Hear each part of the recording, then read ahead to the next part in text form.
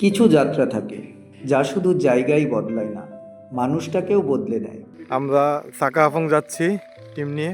ঢাকার কোলাহল পেছনে ফেলে শুরু হয় আমাদের পথ চলা।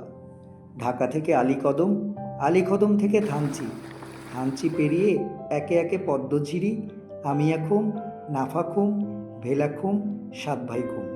এই যে দেখেন থুইসাপাড়ার উপর থেকে মেঘ জমতেছে। থুইসাপাড়ার একমাত্র চায়ের দোকান।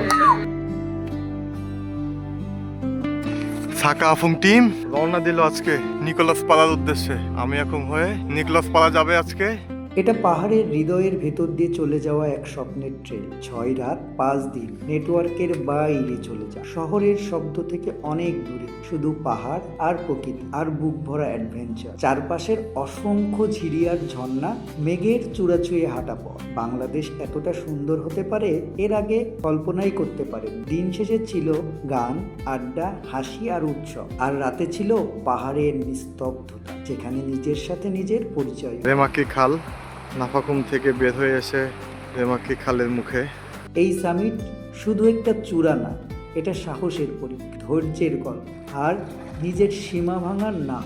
যখন সাকাহাপাংয়ের চূড়ায় দাঁড়িয়ে চারপাশের মেঘের সমুদ্র দেখবেন, তখন বুঝবেন এই কষ্ট, এই হাঁটা, এই ঘাম সবই সার্থক।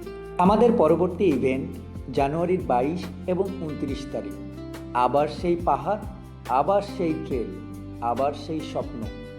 যদি আপনি প্রকৃতিকে ভালোবাসেন, যদি পাহাড় আপনাকে ডাকে, যদি অ্যাডভেঞ্চার আপনার রক্তে বইছে, তাহলে দেখা হবে পাহাড়ের কোনো এক সুন্দর চূড়ায় সাকাহাপং সামিটে।